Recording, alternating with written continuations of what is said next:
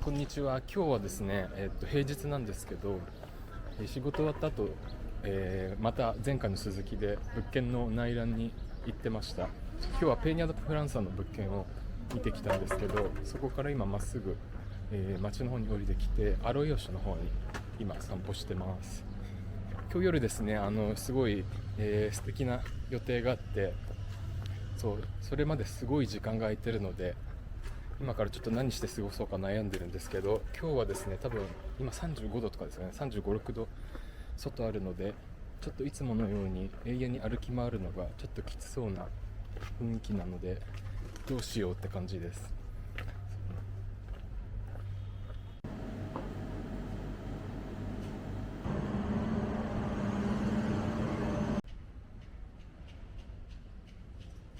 以前 Vlog で紹介したことのあるアロイオ市のメルカドですね。メルカドの前に今来ました。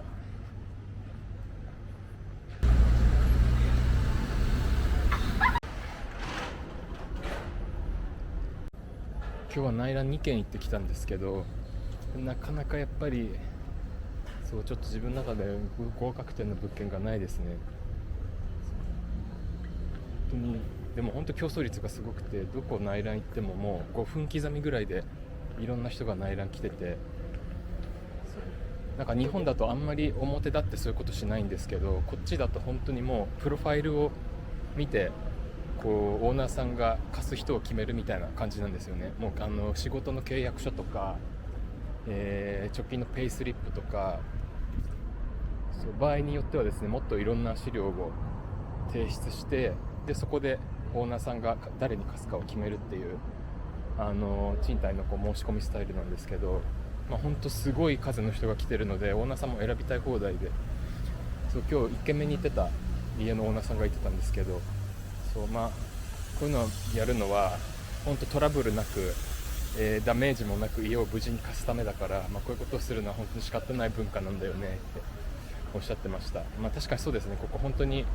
インターナショナルというか、本当にいろんな国籍の人が賃貸申し込むので、プロファイルをしっかり見たいっていうのはすごい納得がいくんですけど、もう本当オーナーさん選び放題って感じです。すごい数の内覧をもうずっと やってらっしゃいます。日本だと本当に信用チェックだけなんですけどね、そういうのがあるんです、こっちは。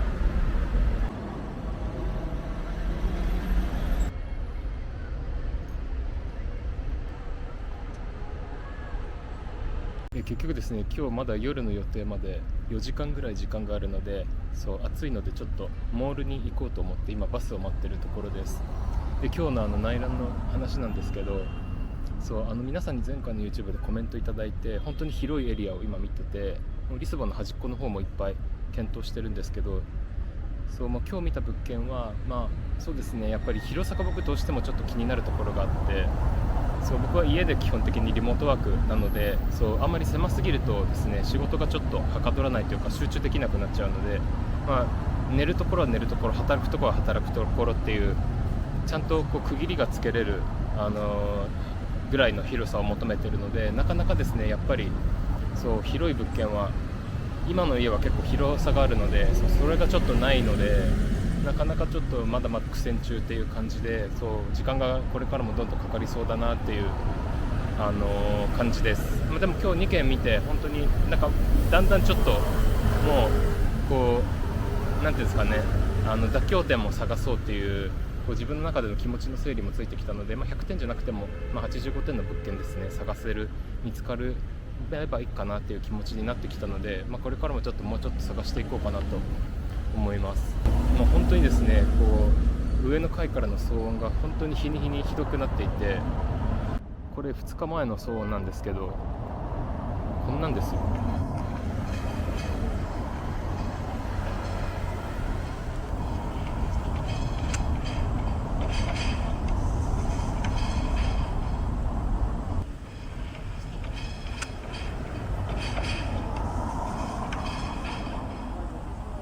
こんな感じの騒音が本当に日に日に悪化してて、これもちょっとコンコンって注意したんですけど、多分それで気悪くすると思うんですけど、それでまたさらに激化したり、ちょっとひどすぎて本当に一刻も早く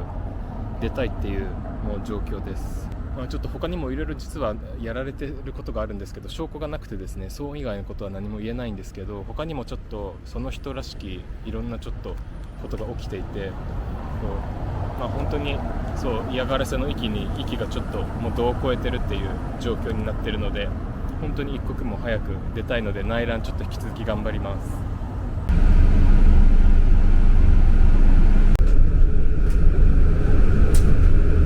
あの後はモレイラスショッピングセンター行ったんですけど、あんまり見るものなくて、もう30分ぐらいでパッと出てきて、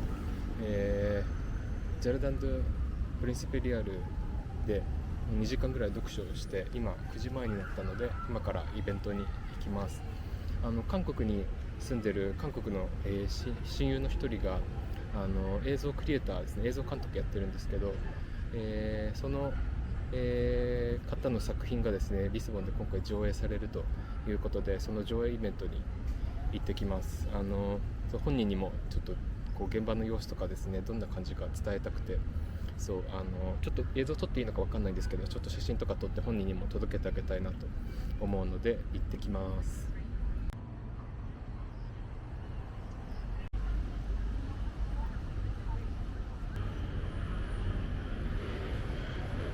このカサドコマムというところが今日のそのイベントの会場です。入ってきます。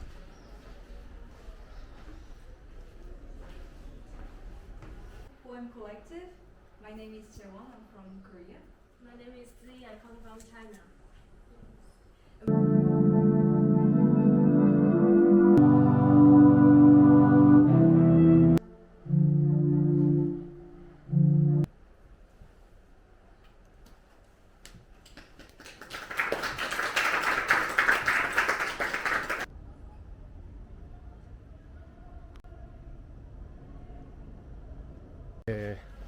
イベントが終わって今帰ってるところです。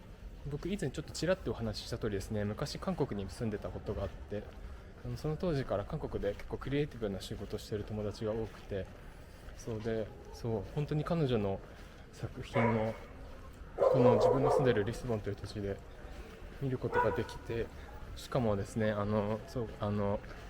拍手も沸き起こってて、すごい感動しました。この3つの作品のコンピレーションですねだったんですけど、キュレーターの方も韓国の方で、このリスボンの土地であんな素晴らしいイベントを開催して人に感動を与えているというのは、すごい自分も刺激をもらいました。やっぱり同じアジアの人たちが異国の地で新しい挑戦しているというのは本当に刺激的ですし、すごい誇りに思います。友達がこうやって素晴らしい作品を世に届けているのがすごく嬉しい、いい夜でした。は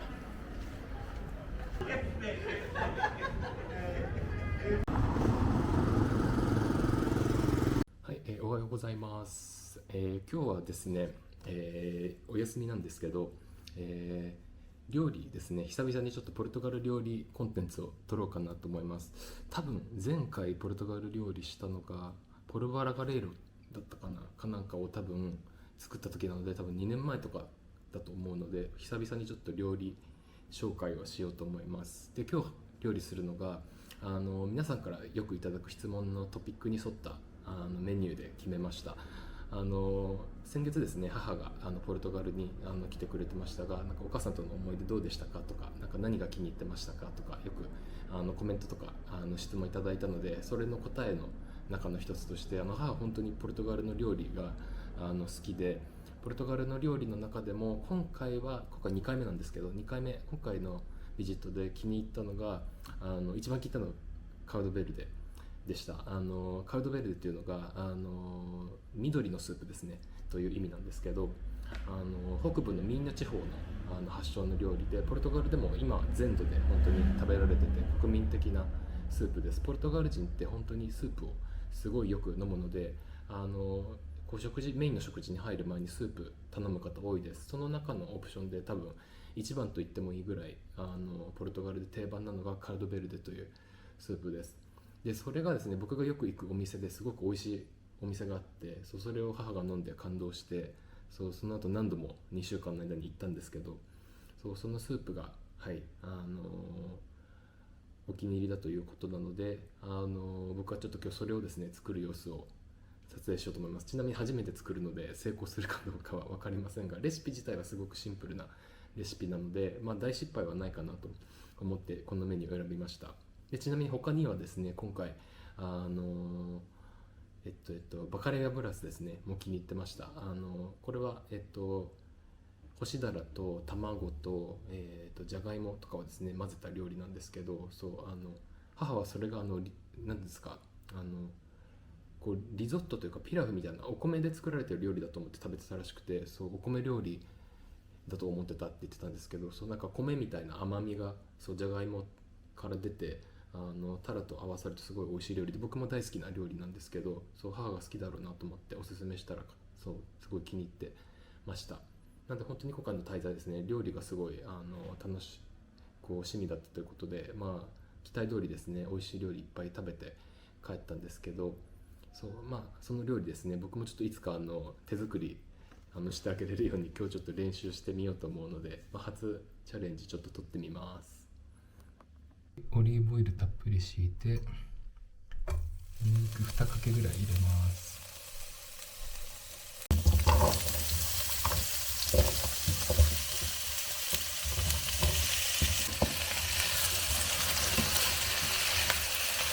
じゃがいもと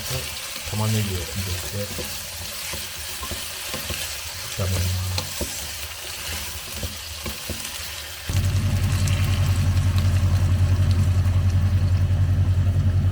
いろんな方のレシピ見たんですけど、クローブは入れても入れなくてもいいみたいです。入れない方も結構いました。でこのまましばらく柔らかくなるまでじっくりと、野菜を煮込んでいきます。通常はですねミキサーでこすんですけど、僕はめんどくさいのでこのマッシャーでこします。これでも全然滑らかになります。今日使うこのベラマディールというポルトガルの塩のメーカーの塩が本当におすすめなので、もし旅行で来られる方お土産におすすめです。ポルトガル本当に海塩のオーガニックソルトすごく有名で、ポルトガル本当に塩田が多くて職人もいっぱいいる国なので、塩が本当に美味しいんです。ここにも説明に書いてあるんですけど、ポルトガルの塩の職人ですね、マルノトシュっていう職人を呼ぶらしいんですけど、マルノトシュが、これオリアンっていうアルガルベの、すごく塩田が有名な地方、塩の産業が有名な地方で取って作っている塩です。これロックソルト版、アラジオ版と、この細かいフィノっていう細かい版があるんですけど、今日フィノ使うんですけど、僕は個人的にはこれのアラジオ版の方が好きです。ロックもっと粒の大きいのがあるんですけど、それがすごい美味しくて、サラダによくオリーブオイルとこれとちょっと酢をかけて食べるのが好きです。サンドイッチにもよく使います。今日これで味付けします。割と主役でもある細切りのケールを入れていきます。チョリソーも投入します。ちょっと大きいですが、トッピング用のチョリソーも焼いてます。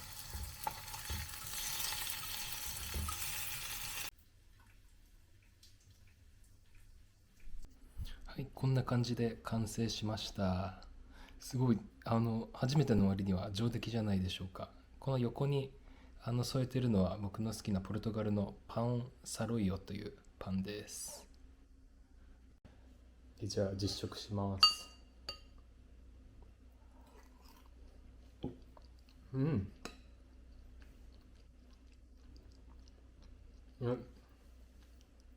100点満点でいうと90点近いですね。本当に再現率ほぼ 100% です。美味しい。先ほどお伝えした通り、本当にポルトガルはスープ文化で、スープを本当によく飲む国なので、パステラリアとかレストランに行ったらスープのメニューが絶対あると思うんですけど、このカドベルデは本当に試してほしい定番スープです。こんな感じで家でも簡単に作れるので、ぜひ作ってみてください。う浸して、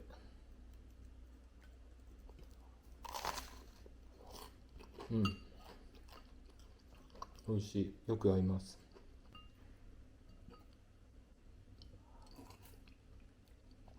皆さん、ポルボ・ラガレロ以来の本当に久々のポルトガルクッキングコーナーいかがだったでしょう。あんまり楽しみにしてた方いないと思いますが、もしなんかすごく手の込みすぎてなくて僕が好きそうな作れそうな料理あったら、また Vlog の中でちょっと料理レシピ紹介とかしたいなと思うので、なんかいい提案あったらぜひぜひ教えてください。美味しい。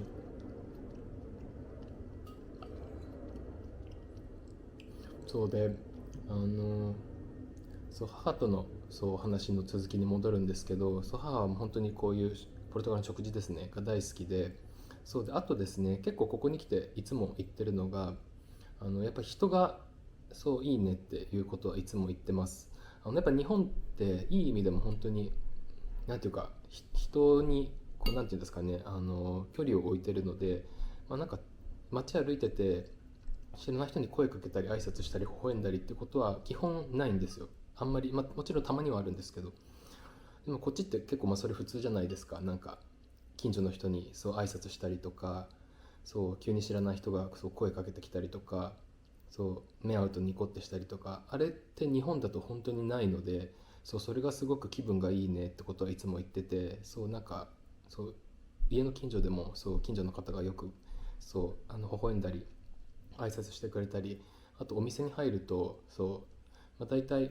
皆さん親切に接してくださるので、そういうところにもいつも惹かれるっていうことは言ってました。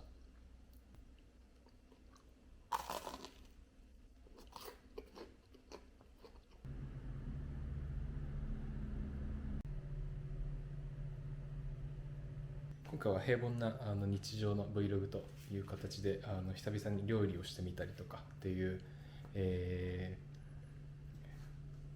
シンプルな Vlog になりました。次回はですね、また、久々にポルトガル国内旅行 Vlog をアップロードする予定です。夏なのでいろんなところにちょっともっと行きたい欲が今ひしひしと湧いているところなので、旅行の Vlog もきっと、いいものが撮れてると思うので、ぜひぜひ楽しみにしていてください。では今回も最後までご視聴いただきありがとうございました。バイバイ。